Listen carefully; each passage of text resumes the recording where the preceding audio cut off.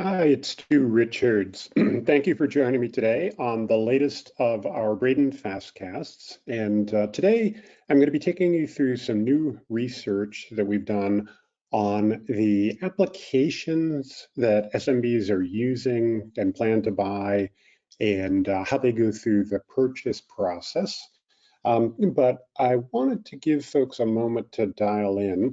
So as they do, what I wanted to do is for those of you who haven't been part of a Bredin Fastcast before, give you a little bit of background on who Bredin is and what we do for marketers who sell to the small to mid-sized business audience, which, by the way, often raises the question, how do we define SMB? And the short answer is we think of small to mid-sized businesses as companies with up to 500 employees, but every one of our clients has a different definition of or sweet spot in the SMB space. So we've worked with clients who think about SMB by revenue or by industry or by stage of growth or by location, you name it.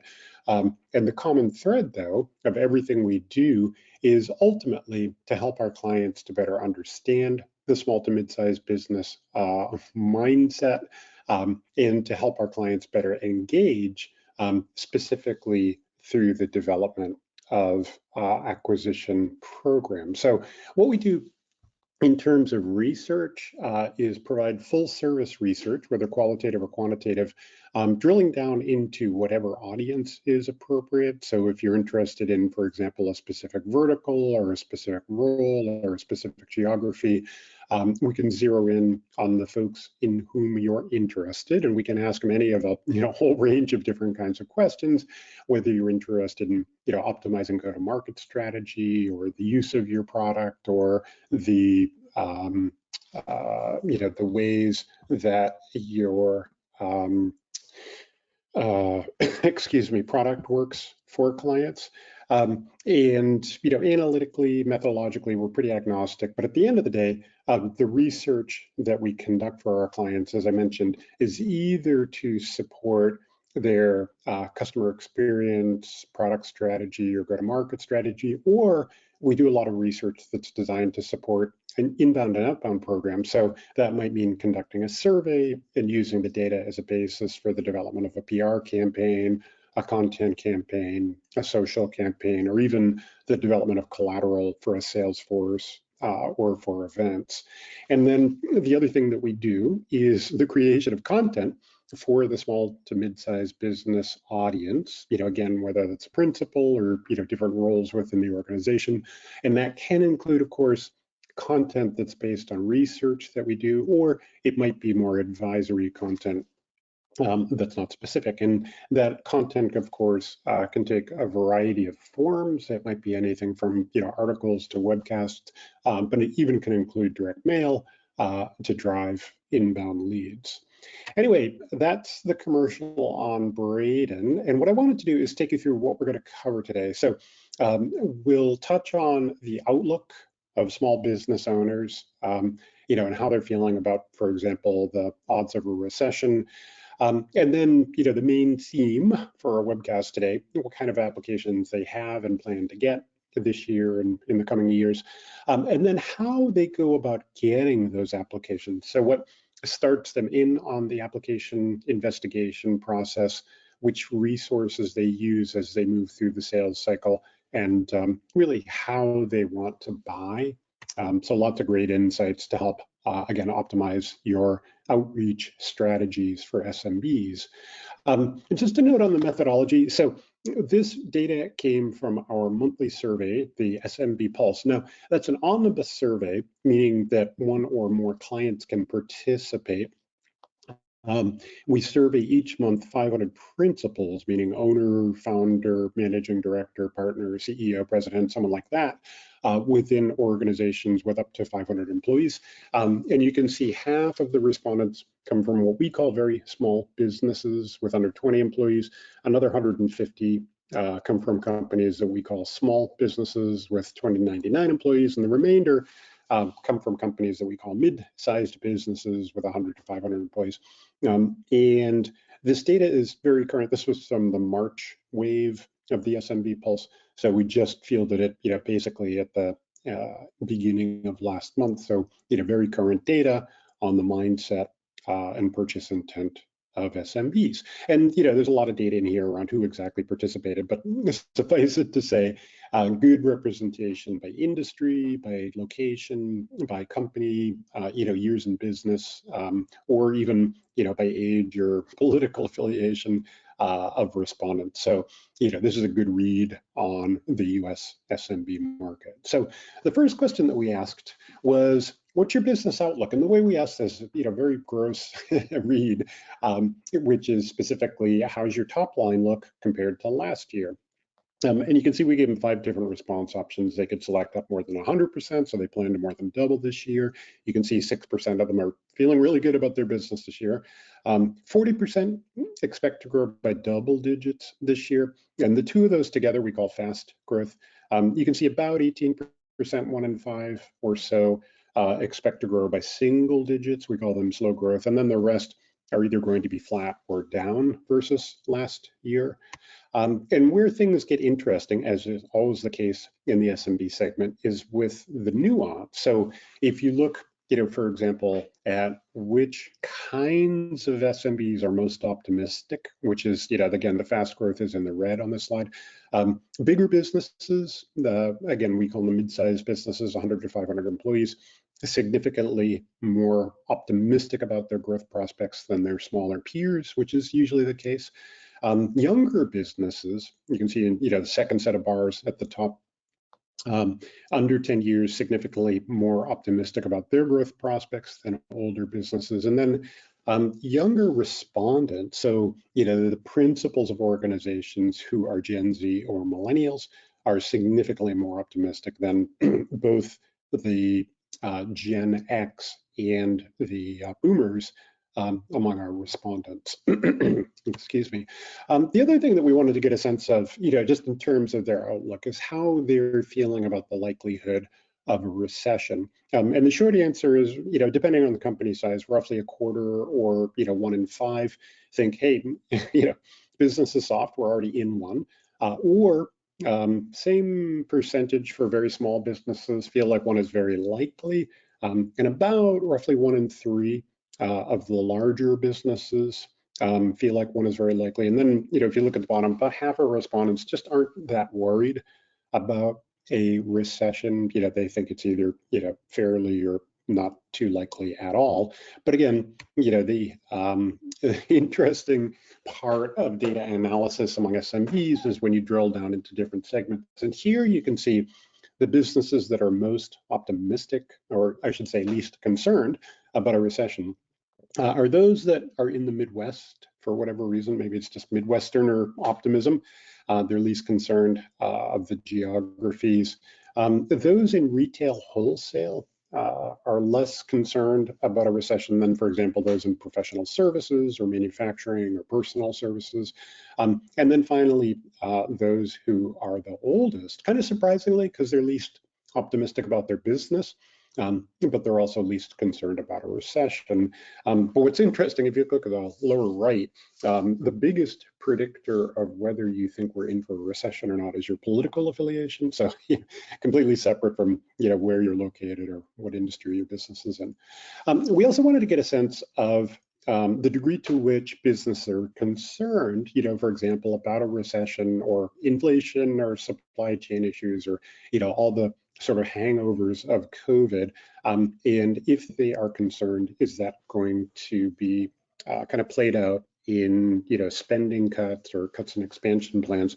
And the answer is, for the most part, no. You can see in blue, this is the percent of folks by each company size that don't expect to make cuts in, for example, their sales and marketing budgets or their technology spend or their headcount or their expansion plans. And you can see, kind of interesting, the very small businesses tend to be the least likely to make cuts, but it may be that they had the least ambitious plans. It is interesting, given that they tend to be less optimistic about their outlook. You might think they'd be, tightening expenditures that much more.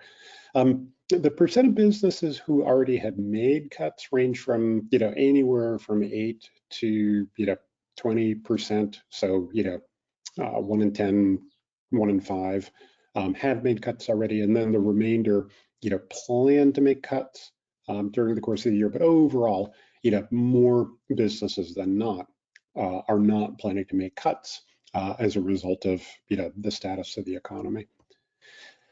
So anyway, that's a little bit of context around, the economic or business optimism of SMBs. So specifically what we wanted to drill into next was what kind of applications they currently use, and again, take you through the whole how they buy. There's a lot going on in this chart, so let me explain what we did. So for each of these 13 or so different application categories, which are pretty broad, we said to the respondents to our survey, do you either already have it or use it? And you can see for each of the size groupings, so very small businesses are in the blue bars on the left. That's under 20 employees. Small businesses, 20 to 99, excuse me, are in orange in the middle. The mid-sized businesses, 100 to 500 employees, are in green on the right. And the darkest part of each bar is the percent within each group that said that they have that application already. And what jumps out right away is that the application category that SMBs are most likely to have, regardless of size, is some sort of financial management. So, really good news for the folks at QuickBooks. That's the most popular application category.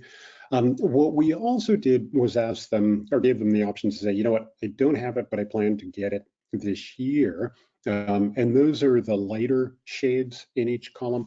And what we've called out for each of the size groups in little red circles is the areas which are set to grow the most in 2023. So for very small businesses, you can see marketing and e-commerce applications. So, excuse me, so, a Shopify, for example, would fit there.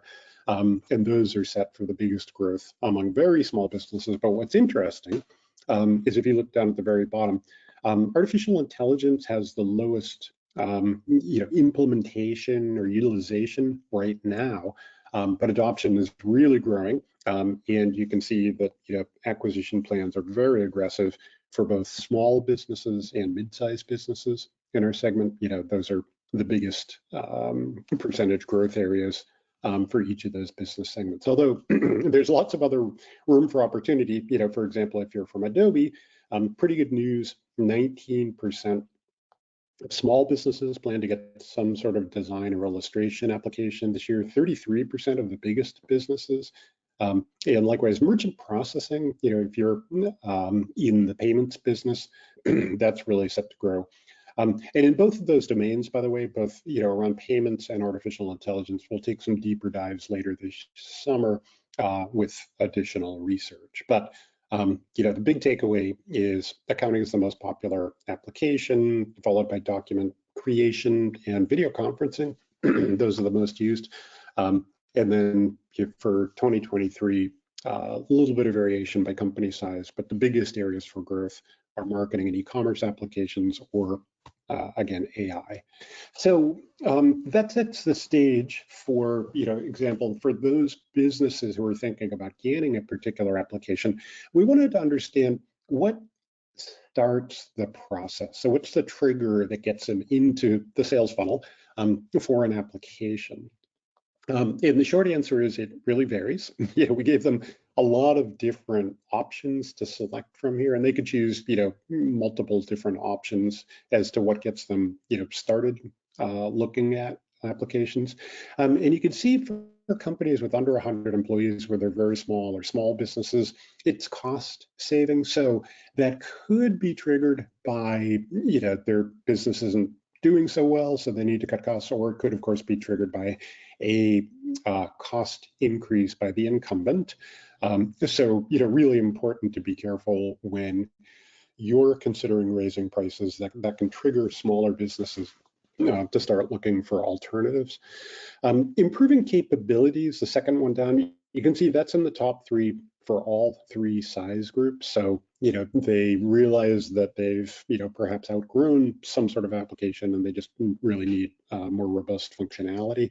And then improve reliability, which may not be intuitive, but, it could be tied to, for example, an application that's hosted and underperforming, or it may be, that the business itself doesn't necessarily have great internet access, which is still occasionally the case. And it's also interesting to note for the biggest businesses, tied for the second biggest driver of, again, what gets them started looking at applications is the goal of improving security. That's pretty important even for small businesses. And what's really important is, when you are messaging around your applications, it might not be what you lead with, but really important to reassure your prospects that, you've really paid attention to security in your application, and you've done everything you can to keep, their transaction data, their customer data secure. The next step of the sales process, once they've begun investigating an application for their business, we want to understand, what is it that they look for? What are the purchase considerations? And the answer is security. And what's interesting is, in the research we've seen over the past couple of years, security tends to be super important for the very biggest companies, not so critical for the smaller businesses. But you can see here, it's number one across the board. So again, really important, even if it's not your lead benefit, to make sure that your prospects and your customers know, again, that your application is, conforms with all current security standards. Easy to learn and use, really important for smaller businesses, under 100 employees. And they want to get up to speed right away. Integrates with other applications, really important for both very small businesses and the biggest businesses. And then, kind of interesting, proven technology. So, that doesn't mean that you have to have the world's biggest brand, but small business owners want to be sure that they're not the beta testers, but that your application is proven and there are case studies, or you can demonstrate benefits and demonstrate that your solution is secure and reliable.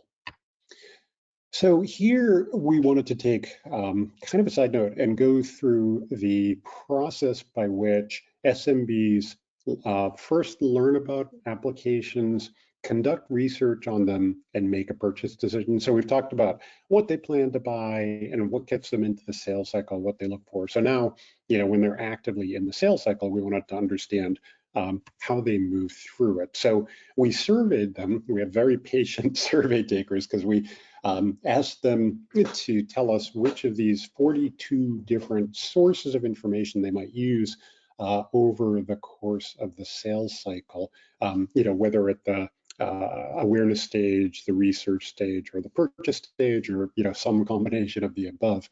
And to net it out, these are the top 5 sources that very small businesses, again, under 20 employees, use as they move through the sales cycle. Again, we have obviously this data for all of the sources, but these are the most important. And what's interesting here is to see that search is the most important source of information that very small businesses use at each stage of the sales cycle. So really important to be sure that your site and your content is optimized for search.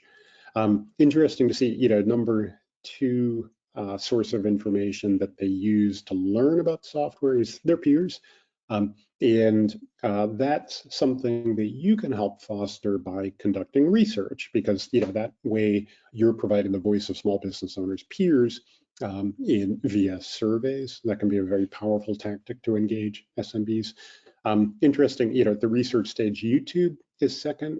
We just see that increasing in importance over the past few years. It's a real go-to for small businesses, really, regardless of product or service category.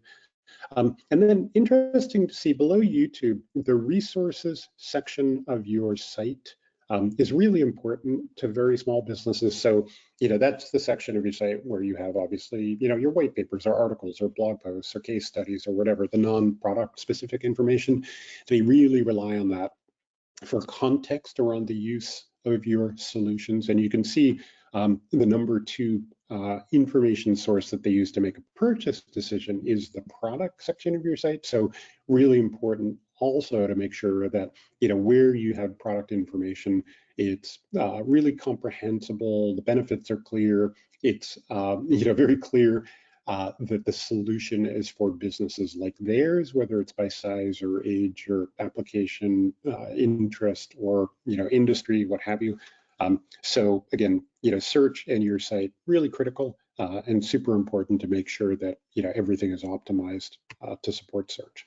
For small businesses, a slightly different set of resources that they use to move through the sales cycle. Again, these are the 20 to 99 employee companies. So you can see search is most important for them, excuse me, at the awareness and the research stage, not as much at the purchase stage where they rely most on their CFO or someone else in the C-suite.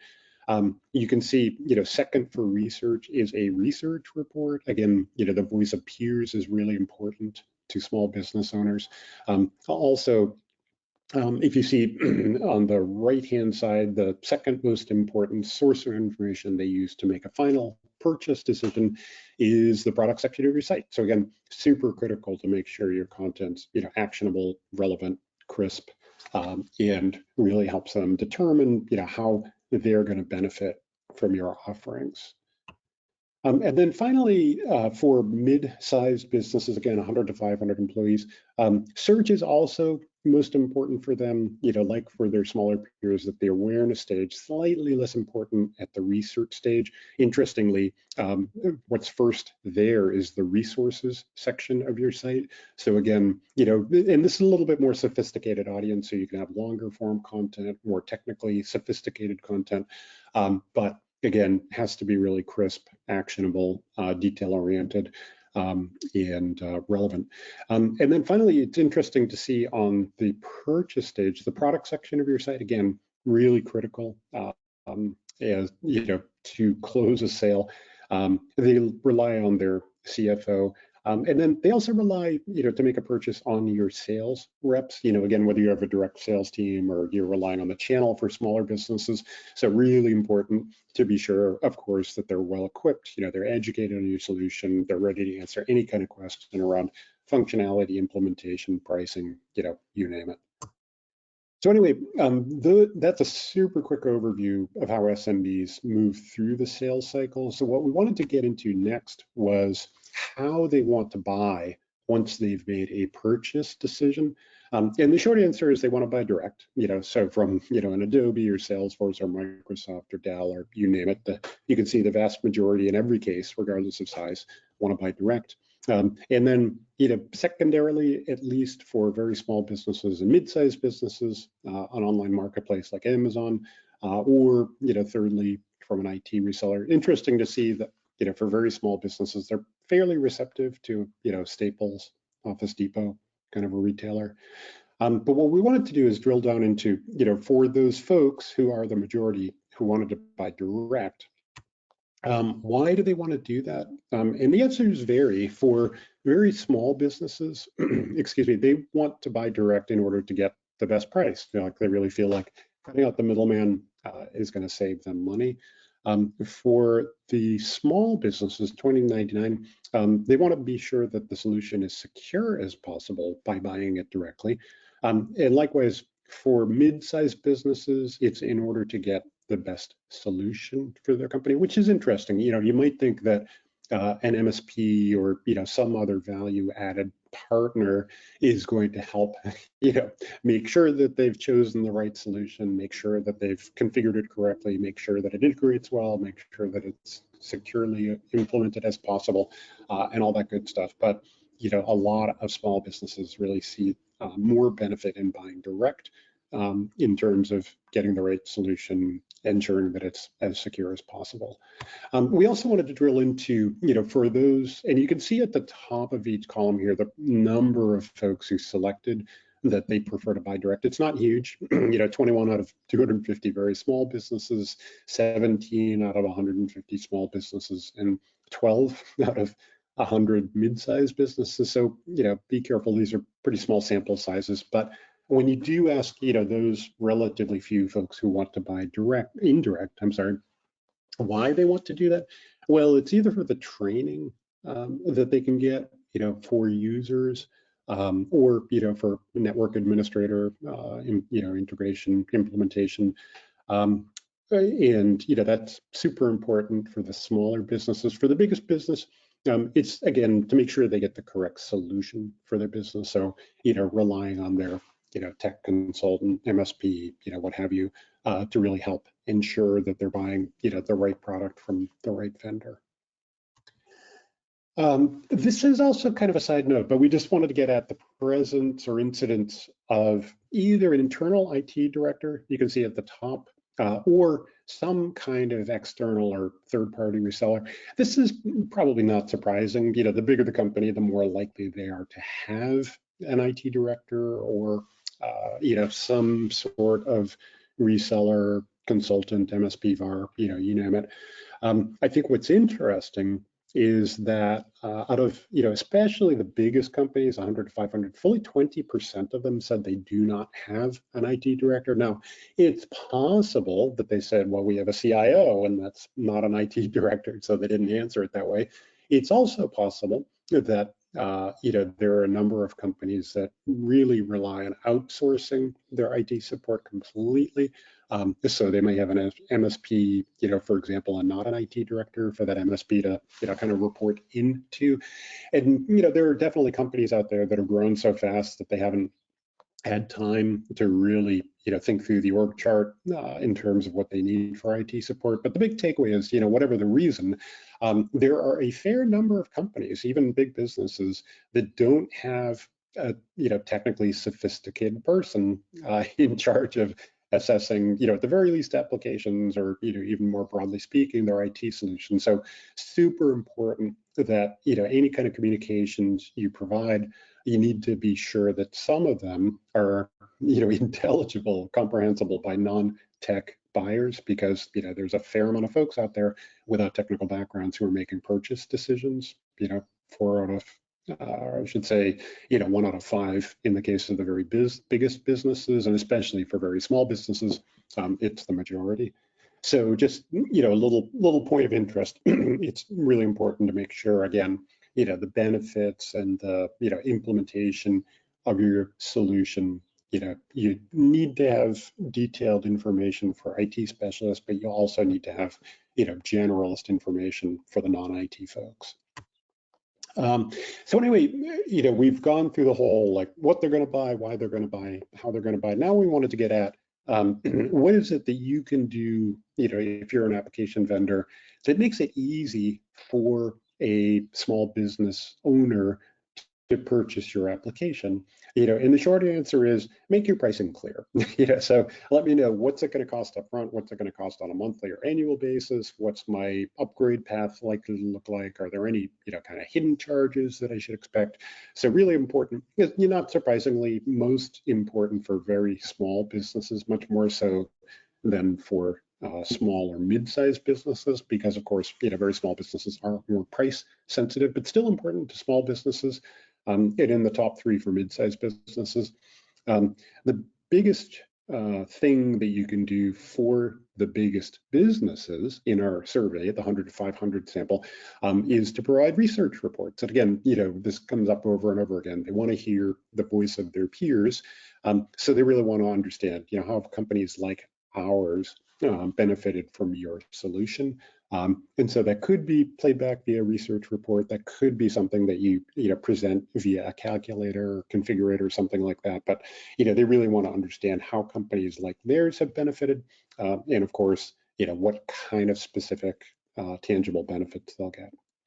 And then the very last question that we asked was, okay, so you've been through the whole sales process. And you're on the fence. You have selected perhaps, a specific solution, or maybe you're looking at 2 and, can't decide. And so the question here is, what kind of vendor do you to get you off the fence, to convert, to get you to buy?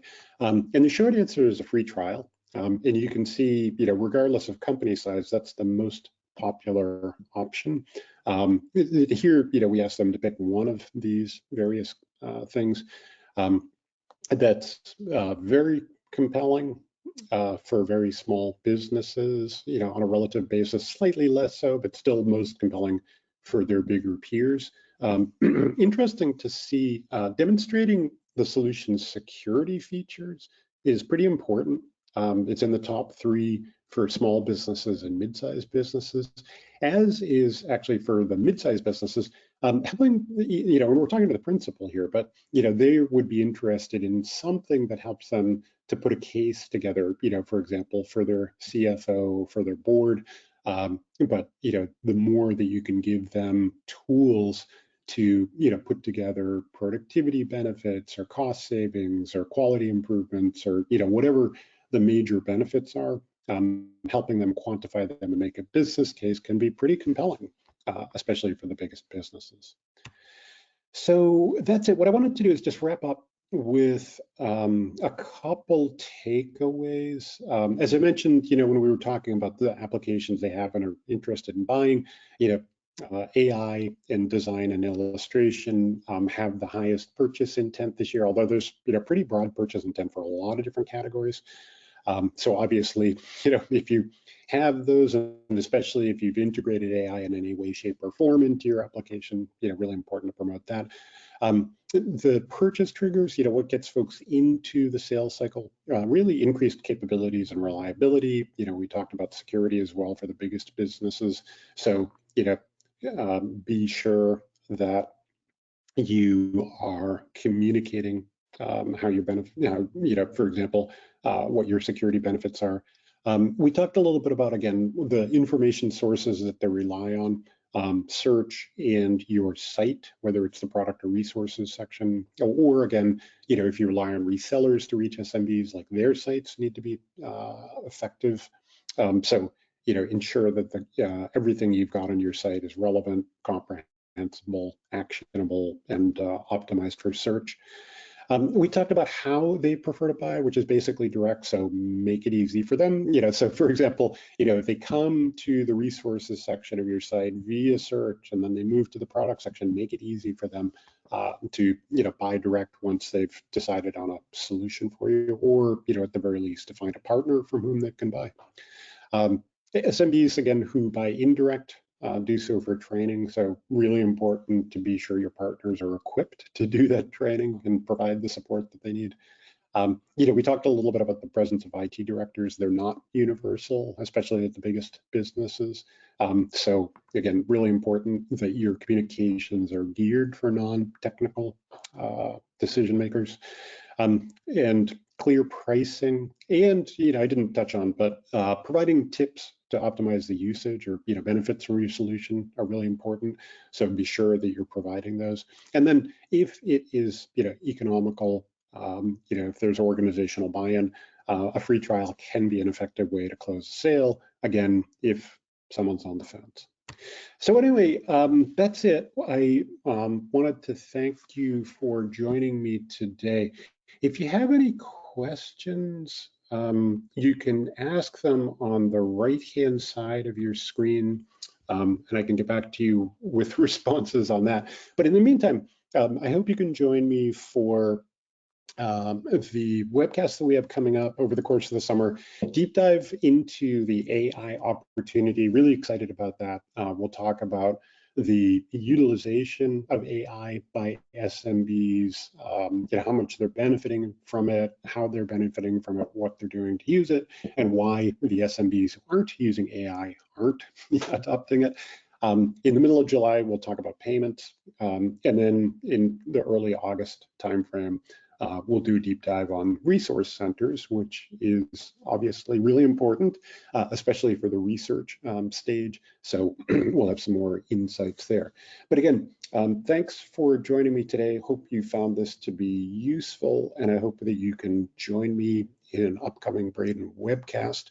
And if we can help you, excuse me, with your SMB go-to-market initiatives, whether it's by providing research to support go-to-market or product strategy, we'd love the opportunity to do so. Or if we can help you with high-value content for the resource center, section of your website, we'd love the opportunity to do that as well. Please reach out to us, and we'd love to help you achieve your SMB marketing goals. Thanks so much, and I hope to see you on our next Bredin Fastcast. Take care.